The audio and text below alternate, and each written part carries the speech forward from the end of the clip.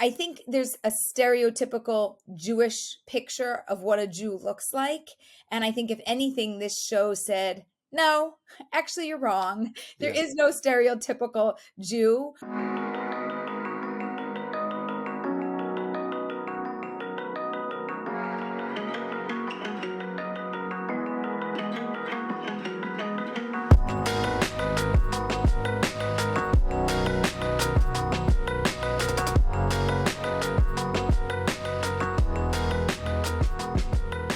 My guest today is Aleeza Ben Shalom, the host of the new hit Netflix series Jewish Matchmaking, the program where Jewish singles in the United States and Israel employ the help of Aleeza to help them find a partner.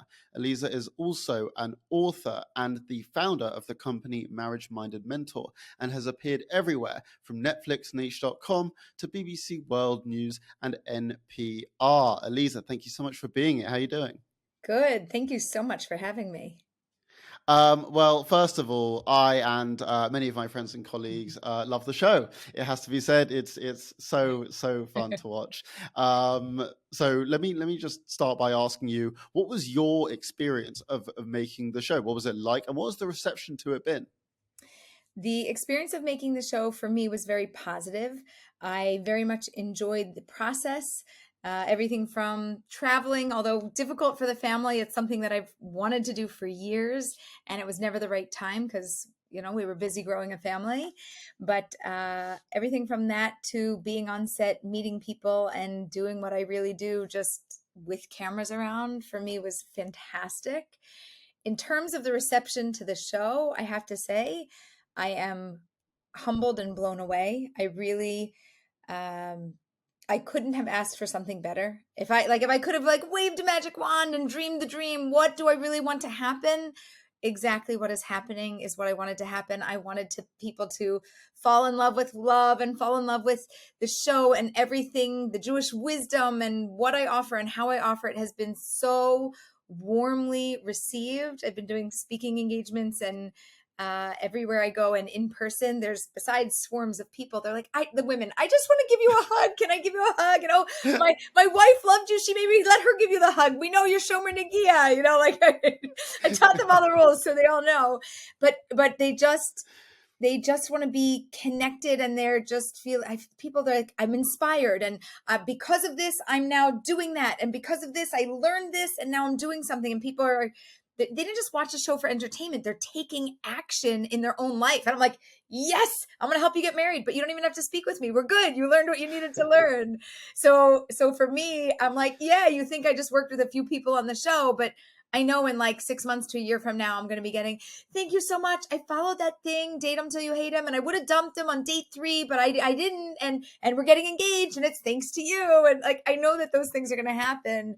So it's just, for me, it's been overwhelmingly positive and just deeply satisfying. It just feels so good to be who I am and do what I do in the world, and for it to be the biggest thing is to be understood. I feel completely understood. And if you look at the show and you watch the show and you watch me and you're like, is that really her? That is me. You totally get me. Everything from the eyebrows and the and the laughter to the sharp, phrases and words. It's totally me. I feel maybe that's the biggest joy. By the way, I'm having an aha moment, but with you, we are having an aha moment. My biggest joy is being understood in life, and I feel completely understood. And I didn't actually know if it was possible for that to happen through a reality show. I mean, it's so clear watching the show that you are so passionate and you enjoy being on the show. I feel like sometimes you watch a show and you're like, this person's phoning it in. But with you, it's really clear. It's me. And I did love it. I loved it. I mean, the first day I walked on camera, I'm like, what do you want me to do? And they're like, whatever you normally do. I was like, yes. Yeah. Sweet. Okay. You have no idea what you're in for. Okay, everybody, you better be ready. That's awesome. I mean, the show is largely so fun and lighthearted, to be honest, because you bring this positive energy. Yeah. But the show does have some quite heavy moments too. Now, I do want to get onto the anti-Semitism bit, that being the theme of the podcast. So, Yeah. one of those heavy moments came when Cindy, one of the women on the show, revealed that the motivating factors behind why she wants to marry someone Jewish is because of the anti-Semitism that her family has had to endure. She said that her grandfather survived the Holocaust and that her great-grandmother fled Libya with gold in her bra to preserve her Judaism. Aleeza, were you surprised that anti-Semitism played a role in someone's decision to marry Jewish, or is this something that you have come across before? No, I'm not surprised. I am surprised. Like, I think probably it was a motivating factor also for her to be on a show to share this with people, and I am a not. I'm a little surprised to hear that because more than likely something Jewish might be perceived as anti-Semitic or problematic or something. It might like something might go wrong. And so the risk reward ratio might not always be as good. So I am a little surprised to hear like that's somebody's reason for going on. But to me, I say kol hakavod, I cheer them on and I say, wow, that's incredible that you're willing to take that risk. I'm going to call it for the Jewish people to make an effort in that way. I think that it's actually tremendous. I'm not super surprised. I work with people from all over the world. So I will often hear things like, well, no, of course I need a Jewish partner. I mean, around here, who else is going to marry you, right? Mm. I'm not in a place where it's safe to even, be marrying outside of being Jewish. I have to. Yeah, yeah. I mean, levels of anti-Semitism have unfortunately been increasing in the past few years, with Yeah. recent statistics showing that in the United States, anti-Semitism is at the highest that it has been in over 40 years. To what extent have you found the rise in anti-Semitism impacting the dating preferences or concerns of Jewish individuals seeking a match, as opposed to, say, at the start of your career? I think now people have an awareness of I may not be accepted by somebody else's family because I'm Jewish. Mm, And so it's probably going to be easier for me instead of walking into another culture, another background, and trying to explain myself and why it's okay that our kids are going to also be Jewish. And now they're worried, that they're going to come after their future grandchildren. We didn't even get married yet, but people have all of these thoughts yeah. and I think that modern day it is much stronger, like you're saying, in the last 40 years, right? So 40 years ago, it was at a high point. Now again it's at a high point. I think there was a middle lull where we're not super concerned, it doesn't matter, and now we're in the oh my gosh, I either have to hide my Judaism again or I have to make sure to marry within the faith because I gotta marry within the tribe or else this relationship isn't going to sustain the larger family that I'm marrying into. It's going to probably end up breaking us up. Yeah. Now, let me ask you about another one of the people on the show. Let's talk about Nakysha. Yeah. One of Nakysha's parents is black, and so she expressed how being a Jew of color made the Jewish dating scene difficult, and also raised questions of what a Jew is supposed to look like.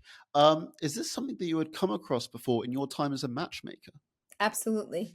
We have people that are born Jewish that are black and of color or of any origin or background. As you know, Jews are in probably almost every country in the world. We're all over the place. Yeah. And we see lots of different things. The other thing that she mentioned was she's not a convert. So you might think because she's black, maybe she's converted. She's not. Her mother's Jewish. That's how she's Jewish. It's Mm, that's how the line goes. But whether somebody has converted or hasn't converted, or in my community in Pardes Chana, Israel, we have Ethiopian Jews who are also black, and they are living here integrated within our community, and they're Jewish as well. And I think for me, I've seen so many different people from so many different cultures and backgrounds, whether somebody's Mexican and Jewish. I have cousins, they're Mexican Jews. Mm. But of course, what's the difference? But I think there's a stereotypical Jewish picture of what a Jew looks like.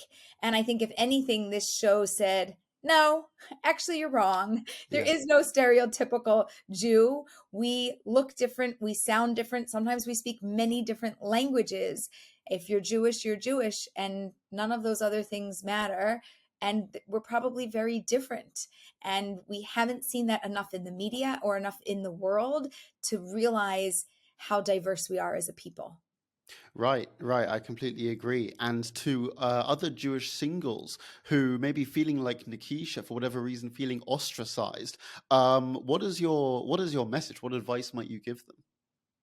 Stand proud and stand tall, and you just let people know I'm Jewish. You tell them, don't worry, I'm friends with Aleeza. And if you don't want to date me, it's fine. She'll set me up. But no, seriously, I want people to feel good about who they are. We just don't come in one shape, size, or color or from one country.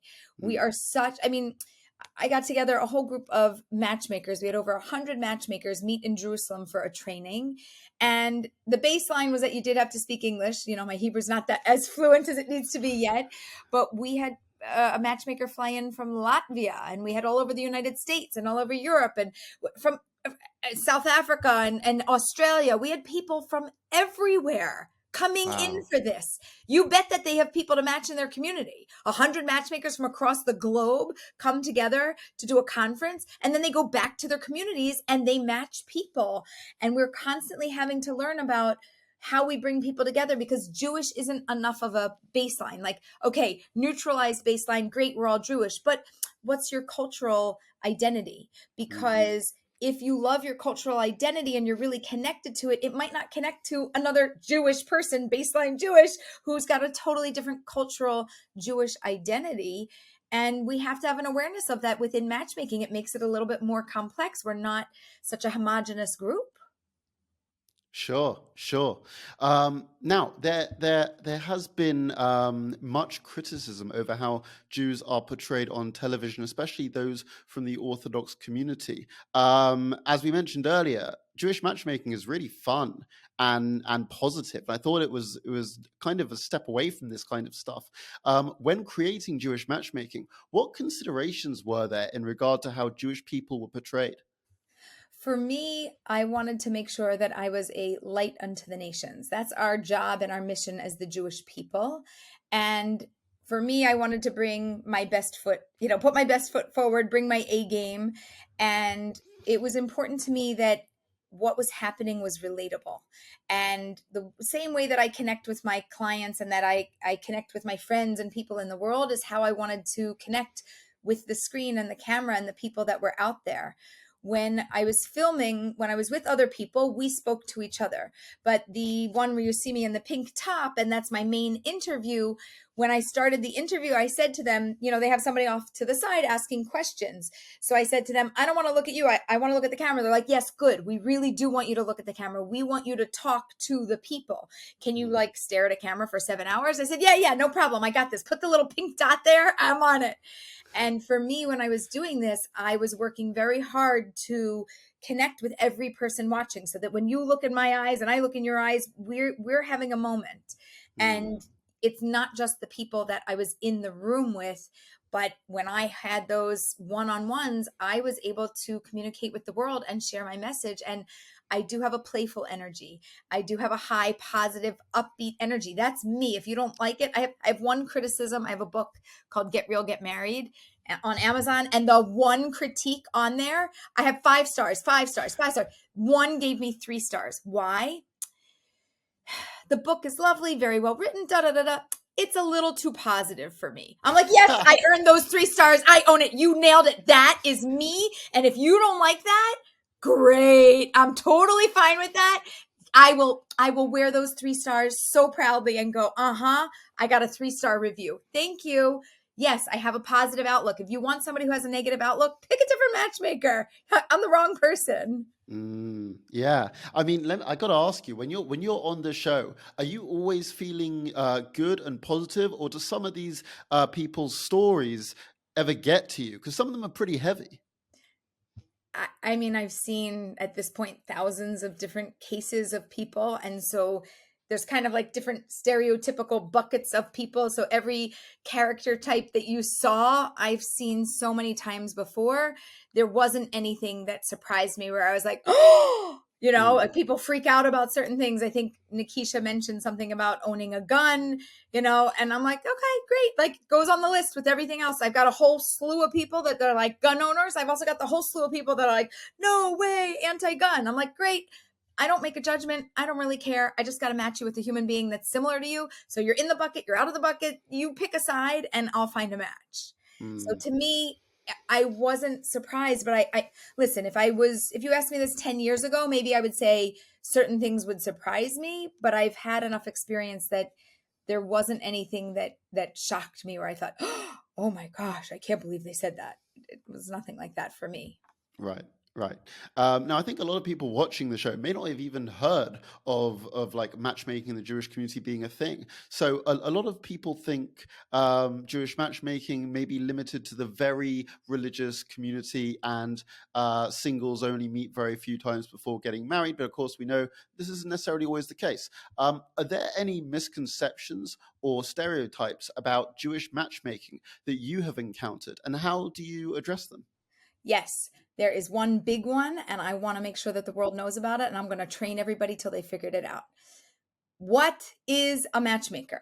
What is the job that a matchmaker does? Everybody will tell you they make the match, hence the name matchmaker. They are the introducer of two people that we put together. That would be correct. Yay, but that's only one of three answers. Answer number 2 is that a matchmaker is also a mentor, a support network, a coach, somebody to guide them through the process. That is a job of a matchmaker. And if you don't do it, we don't care that you introduce them because they'll probably break up. And that's not the only job. That's number 1 and 2. Number 3 is they need to be a closer. So either this match is going to the chuppah, you are getting married, or actually it's not. And we need you to break up. And whether you know it or you don't know it, you'll never stay married. So don't bother getting married. This needs to end. We'll find you somebody else. So everybody thinks that the matchmaker is the introducer, period. And that's the job of a matchmaker. And my answer is, that's only 1/3 correct. There's 2/3 else that you must do. There must be mentorship and somebody's got to close the deal. And they are equally, if not more important, although you can't do them without somebody actually having a match, right? So the match has to be there, but they are more important because many, many matches would break. I've had many couples come to me and somebody else was the matchmaker. The matchmaker threw them to me and they're like, you do job 2 and 3 because I did 1 and I'm out. Peace out. Don't know how to handle this. And I am an excellent mentor and outstanding closer. Close it, people. Soulmate clarity, knowing who's your person, really, really difficult. I have an entire process for it. And that's really where my expertise and my strength lies. And for me, introductions, I'm like, you're going to meet somebody. How do you know it's the one? How do you know? They're like, I don't know. I was like, I do. I know. Call me. Wow. There's so much that goes into it. It's like all these jobs that, well, you're like a therapist and a Right. closer and like all these things. Right. But what I teach people is you don't have to be all 3. You can say, hey, I'm just 1. I'm just an introducer. No problem. Hey, I'm just a mentor. No problem. Hey, I'm just a closer. No problem. You could do 2 out of 3 jobs, or you could do all 3. I will often do all 3, or I'll even, like, people will throw me a match that they already did an introduction, and I'll do job number 2 and 3 because I don't think as many people are as skilled in that area. And there's more people willing to just make matches and put them together, but not like follow it through. Wow, God, that's so interesting. Now, let me ask you this. I want to know what you think about the rise of dating apps and how has it impacted Jewish matchmaking? I happen to think it's good for Jewish matchmaking. Probably everybody else in the world is going to disagree with me, but there are hundreds, if not thousands, of matches that have been made through Jewish dating apps, and therefore it gets a thumbs up in my book if it's used properly. It's like anything. Television, is it good or bad? No, it is just a medium. You could put really good educational things on there and learn about the world, or you could put horribly violent terrible things on there and poison your brain. So dating apps, great. You could meet your soulmate, or you could swipe until you're exhausted and passing out and you just need to go on vacation and stop dating for 6 months. So it's all about how you use it. We're in the modern age. As Jewish people, we adapt to where we're at in life. So we adapt to the modern age. We use technology for the greatest good, not on Shabbos, but 6 days a week. We use our apps, on Shabbos, you should take a break. Everybody needs a vacation. Why not do it on the perfect day of the week and take off on Shabbos? Let me ask you, in all of your time as being a matchmaker, what has been the most rewarding part? The most rewarding part is when somebody gives me a phone call, an email, a text message, and says, thank you, ... Either thank you for helping me get married. Thank you, we just had our second baby. Thank you for setting me straight. I broke up. I'm on a good path. I'm going to meet somebody new. I'm feeling positive. Thank you for helping me get out of my rut. I think I'm out of my own way, but I'm actually putting myself on a dating break because I need that right now. And I'm going to come back to this. Thank you for clearing that up. To me, a success is wherever you started after you work with me, you feel better and you're in a better place, because I don't care what stage you're at. You will meet your person. I know it. We just have to take you from where you are to a better place so that you're feeling good about the process, positive about the process, happy to go through it, and that you have the tolerance for it. And then I know the person's going to come. So to me, a win is just making sure somebody is raised up from where they began. Yeah, I can see that. Now, I think a lot of my friends and colleagues would kill me if I did not ask you, can you give us any closure on any of the couples in Jewish matchmaking? We got to know if they've made it, if they found love. We're not allowed to leak anything out yet. Okay. But I do think articles are coming, and somebody already leaked that we know that Faye and Shia, the religious couple, didn't work out, but he got engaged, and I helped with the mentoring and the closing and making sure this was amazing. good. Yeah, he met me in Tel Aviv. We hung out. He brought her on Zoom when he went back to the States. We all talked, and what an incredible couple! Really, really, really special. Everyone I was watching it with loved Shia. He was. I know, he's so beloved. Yeah. Can you tell us, will there be a season 2? We are sending out blessings. So the blessing is, please God, that the world should receive this. Everybody should watch all 8 episodes, and the network should get the message that we want a season 2. And now you're supposed to say amen. Amen.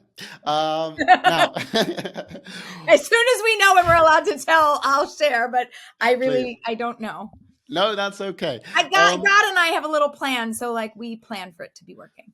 Yeah, and who am I to intervene in that? Now, let me ask you, what message are you hoping people take away from the show? I want people to come away, obviously, with a positive message. First of all, that you're not the only one out there going through this. Like Harmony, the unicorn. But we're all a unicorn. We're all unique. We're all different. We all have different preferences and different desires. And we don't have to feel bad about what we want. You shouldn't look at anybody. I myself had my own preferences. I myself went through the whole dating process, and I didn't want somebody to tell me, no, you can't have what you want. I wanted somebody to direct me and to guide me and to say, how can I find what I want? And is what I want even good for me? If it is, great, you should go for it. If not, let's tweak it and move on. So I want people to come away with a positive message, but I also want people to come away with questions.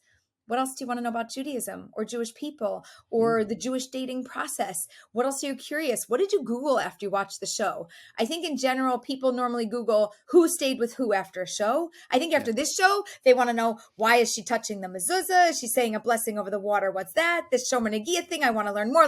I think people could come up with, 20 to 50 different questions about Jews and Judaism and who we are and what we're doing, what the customs are, and dig deeper and get curious about us and the world and how things work. And I just think that that's so beautiful.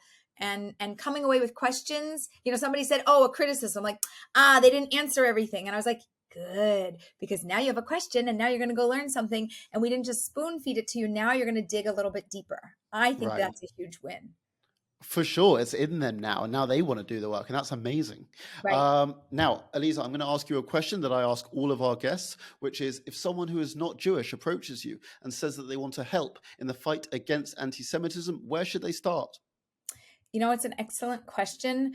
There's a rabbi that I work with. His name is Rabbi Yisrael Bernath, and he has run webinars and different things on this exact topic, right? I'm not Jewish, but I want to fight anti-Semitism alongside of you, and how can we do it? The number one answer, I think, is education. Get educated. What is the battle that we're fighting? Why are we fighting it? And how can we overcome the challenges that are in front of us? And this is typical of Jews. We ask a question and we answer a question with a question. But when we activate our curiosity about something, we learn something and then we do something. So my advice is to get curious and learn, activate your knowledge, and then activate your body, your hands, your feet, and make an impact in the world, either by doing something, by saying something, by contributing funds to support anti-Semitism, not to support anti-Semitism. No. Support those who are fighting anti-Semitism, but do something with the wisdom you have once you have it. So it's listen and do. So listen, learn, find out what you need to know, do something, make an action in the world, and do it within the next 7 days. And after that, do it within the next 30 days. Like learn something, do. You don't have to learn for 6 months before you take action. In this world, we need action immediately, as fast as possible. Absolutely. Anyone looking to take action, please go to our website, antisemitism.org. Aleeza, please tell the listeners, what have you got going on? What have you got coming up? And where can people find you? Oh my gosh, I have the biggest tour ever. Going on a speaking tour. Amazing. All over the States. And I am hitting, I have to look up the list because I'm not going to even be able to tell you everything, but Miami, New York, Montreal, Arizona, Cleveland, Minneapolis.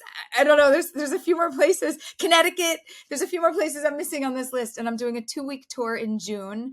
I'm coming back to do another tour in July. Then we have September. Then we have November. I have like 2-week tours booked every month or so. Wow. And bringing matchmaking to the world and activating the singles so that they can find their person, and activating the matchmakers or the wannabe matchmakers, the fiddlers who want to just dabble in this, and getting them going and giving people an education so that they can help people out there. For anybody who wants to find us, whether you're single or you want to be trained as a matchmaker, you can go to our website, which is marriagemindedmentor.com. You can also just go to AleezaBenShalom.com. It'll forward you there. That might be easier. And we would love to help you. We're looking to train matchmakers. We are looking to train coaches. We are looking to activate the world. We're not necessarily bringing everybody into our business, but we are activating them so that you in your community can do the work that needs to be done with a whole other group of people who want to support each other and support all of the daters of the world. Fantastic. Aleeza Ben Shalom, thank you so much for coming on Podcast Against Antisemitism, and it's Shavuot soon, so I hope you have a great Shavuot and you eat loads of cheesecake. Thank you.